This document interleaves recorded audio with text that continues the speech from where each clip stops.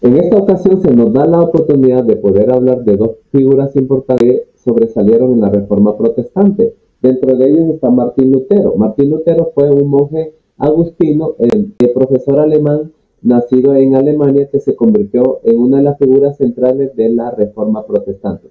¿Cuáles fueron sus ideas principales? Las ideas principales fueron la justificación por la fe, solo la escritura, el sacerdocio de todos los creyentes y la crítica a las indulgencias. Dentro de las acciones importantes que fue que en 1517 publicó sus 95 tesis, tradujo la Biblia al alemán y se negó a retratarse ante el emperador de Dieta de Worms.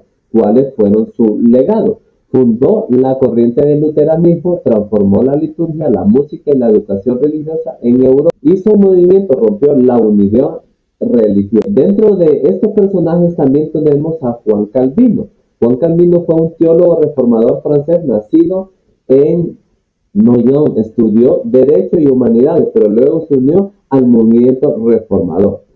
¿Cuáles fueron sus ideas principales? Soberanía absoluta de Dios, doctrina de predestinación, la autoridad de la escritura y la vida cristiana disciplinada. Dentro de las acciones importantes, publicó la institución de la religión cristiana, una de las obras más influyentes de la teología protestante. Organizó la iglesia en Ginebra bajo un sistema de pastores, ancianos, diáconos, modelos que influyó en otras ciudades y promovió la academia para formar líderes y pastores. ¿Cuál fue su legado? Que también fundó el calvinismo, influyente en Suiza, Francia, Escocia, Holanda y más tarde en América del Norte. Y su ética de trabajo y la visión social influyeron en la organización de gobiernos y sociedades modernas. Dentro de estos personajes vemos que el antes y después la acción de la iglesia protestante. Hablando acerca de la presencia del protestantismo en España, podemos ver que esta se dio a través de la Reforma en los años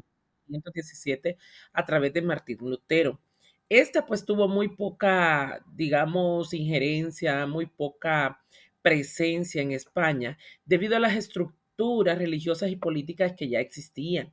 Esto pues que defendían la unidad del catolicismo, ¿verdad? Como fundamento del Estado. Sin embargo, se dieron algunos focos protestantes, como ser círculos intelectuales de estudio, en Valladolid, uno de ellos, grupos espirituales reformistas, y también se dieron lecturas clandestinas de obras protestantes.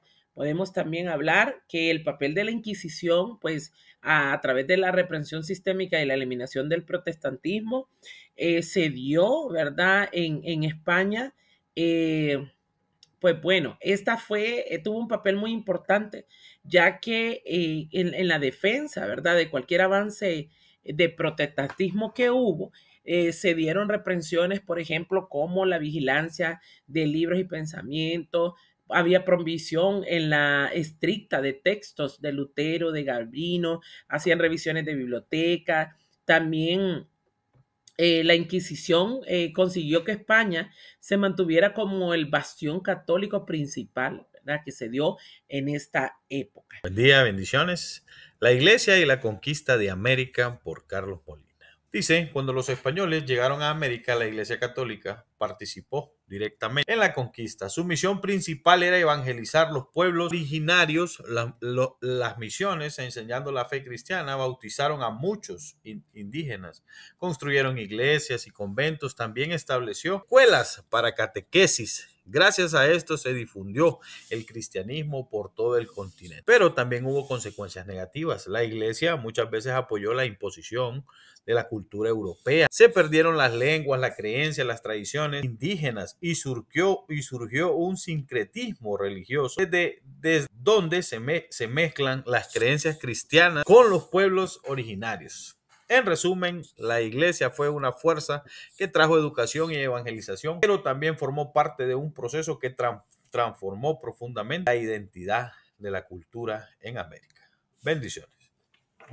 Vamos a continuar con la presentación hablando sobre los conflictos y las transformaciones, camino a la modernidad, y vemos que en el siglo XVII Europa vivió muchos conflictos religiosos que comenzaron en la Reforma Protestante. Esta reforma pues fue, como vemos, el principio del cambio. El más importante que se dio fue la Guerra de los 30 años entre los católicos y los protestantes. Después de tanta destrucción, pues los países empezaron a buscar tolerancia religiosa y venían como poco a poco separando lo que es la política de la religión. También surgieron nuevas maneras de vivir la fe, como el pietismo, que se refería, bueno, que lo que hacía esto era dar énfasis en la experiencia personal con Dios. Al mismo tiempo, avanzaron las ciencias y la filosofía, lo que hacía pues que destacara el conocimiento, la razón, lo que es el conocimiento humano. Y esto es lo que se conoce como el inicio de la modernidad. Por todo esto, pues, el siglo XVII fue una etapa de cambio.